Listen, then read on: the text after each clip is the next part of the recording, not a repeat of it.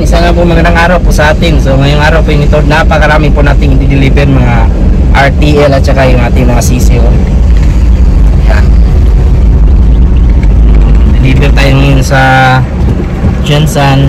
Dito tayo galing sa Pulong-Bulok. Magkuha tayo ng mga CCO kasi short po tayo. Talagang kulang na kulang yung ating stocks ngayon. Lalo na December talaga, grabe. November, mga ganong buwan.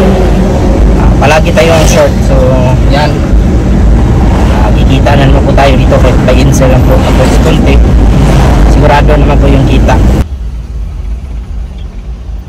yung bibili sa atin. So yan yung CCO po, mamimili po sa dyan kasama yung kanyang mga kaibigan.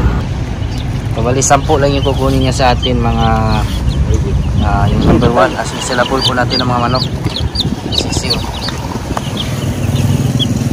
Siya yung pinapipili natin para sigurado na hindi siya magsisi. Ha? Kana may Rhode Island ang isa na kanang Rhode Island ng decal na siya pero okay na na. Masilapol man ang mga sisiw ng mga manok. 2, 4, 6, 8. Medyo ulam-ulam ba diyan? Ha? Dali mo ano puti no? Pero yan, katambayan, bali 10 yung kinuha po sa atin ni Sir. 2, 4, 6, 8, 10. Yan, 1,000 agad. Sir, salamat sir ha. Anong pangalan mo sir? Benjo. Yan, katambayan, kasama yung mga kaibigan niya. 1,000 agad. Yes, salamat talaga sir. Salamat. Happy farming.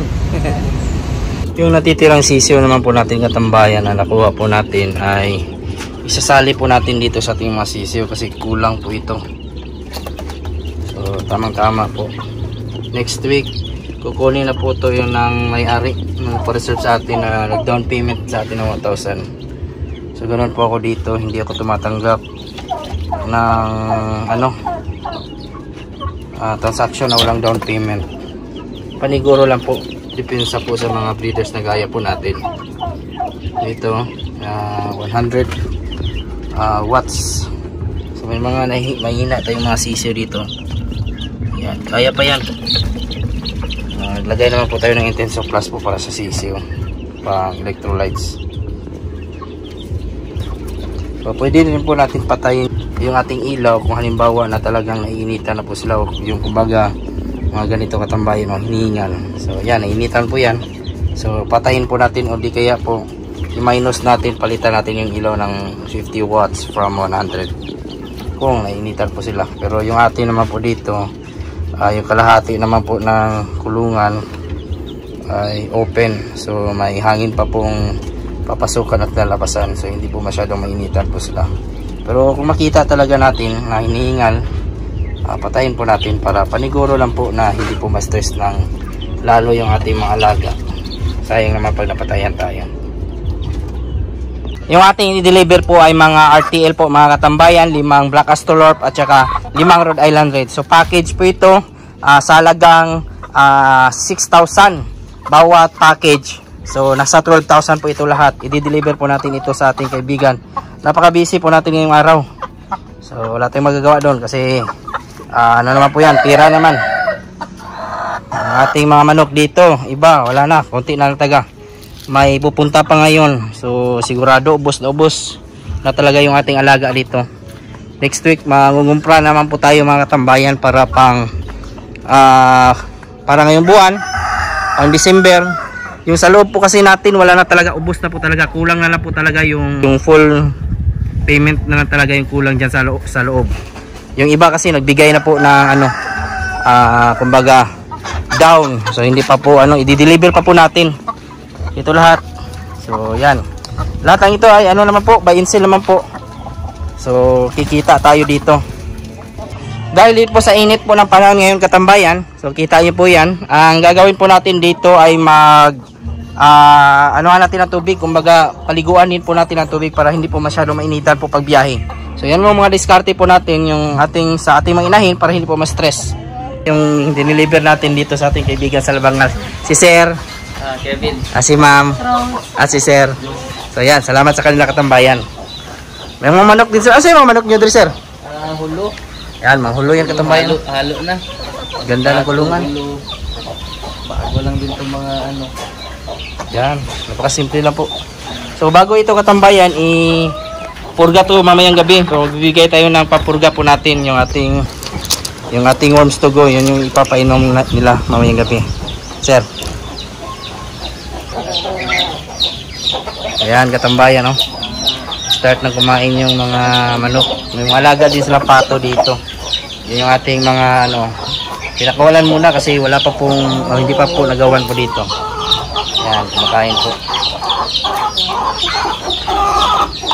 Black, red.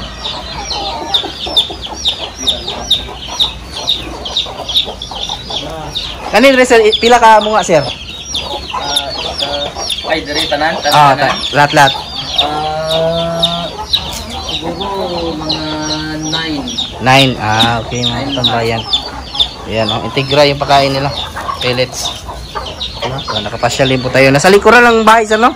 Ha? Sa likuran lang to ng bahay sir, no? Oo, likuran lang. Sir, isa sir, incubate sir o sila lang galimlim? Sila lang? Ayan, katambayan. May mga pato din. Kulo. Sa panahon po ng December po talaga o bare months, ay kahit yung pato po, nabibenta po natin. Ayan, o. May bumili po sa atin dito. Kunti lang din po naiwan doon sa kabila. So, lahat ng hayop pwede natin may benta. Pato natin po.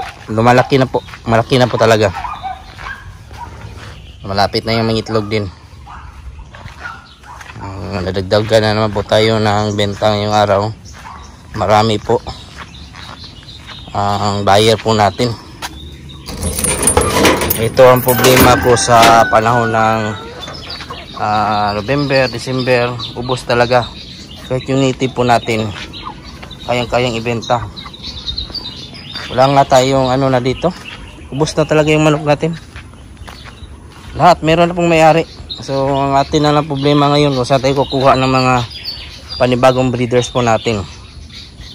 Nagagawa naman po natin ang paraan yung mga itlog po order ng sisyo. Kasi bumibili po tayo sa ating mga kaibigan. Dito nga sa ating hatchery ay in-incubate po natin. So may pa tayo dito sa hatchery po natin. Nasa 350 plus na mga itlog. So next week maglalagay na o mayroon na naman po tayo mapisa. Dito may napatay isa, yung mahina kahapon. Yan, binaliktad na naman natin yung karton para maging malinis po. Tapos yan ay baka bukas palitan na naman po natin ng sahig po nila. Importante po sa sisiyo na malinis po yung kulungan para hindi po manghina, hindi po magkasakit agad. Yung mga mahihina pero kaya pa po yan. Basta kumakain lang po, sigurado makaka-recover po yung ating mga alaga. So sa pagmamanok, negosyong manok, pinaka-importante dito ay sipag at puso. Isa po yan sa pwede magpasenso sa iyo. Napaka-kunti na lang talaga. Yung mga bar drop po natin, meron na po yung may-ari. Yung pabo natin, short na naman po tayo. Wala na po tayong panlitsyon. So ang gagawin po natin ay maghanap na naman po tayo buy and sell. So yung atin ay diskarte lang po talaga sa buhay. So, sa ating pagmamanok naman po, natutunan ko na po yung mag buy and sell. Nung dati kasi alaga-alaga lang po tayo. Kung ano po yung alaga po natin, yan lang po yung ating ibebenta. So sa pagmamanok, marami ka pong matututunan sa ating marketing strategy. So, kumbaga native natin, wala natin binibentang native kasi lang po yan yung iba natin ay pangkonsumo na lang, yung iba ay nabenta na rin po natin. So yan po yung ating kaganapan ngayong araw. Napakarami po nating transaction. So lahat po kumita po tayo ng nasa 15,000. So isang araw lang po yan. Short pa nga tayo. May mga kaibigan pa tayo nagagalit kasi wala tayong may bigay. So hintay lang po sila. Yan yung mga diskarte po natin, pinapahintay po natin. Kung willing to wait kang hintay sa sisiyo nyo po. O sa mga RTL po natin, maghanap po tayo. Hanapan natin ang paraan para maibigay natin sa kanila. Sa mga nanood po pala na aking mga previous videos, mga bago po natin subscribers and viewers, welcome po sa aking channel. At kung kayo lang po napadaan ngayon, sana po ay consider nyo po rin subscribe, follow at i-like po yung ating Facebook page, Manok Tambayan. Nag-upload na rin po tayo doon, malaking tulong po yan. Kung may mga katanungan naman po kayo, ilagay lang po sa comment section at ating sasagutin. At huwag kalimutan i-click yung notification bell para sa mga susunod na videos.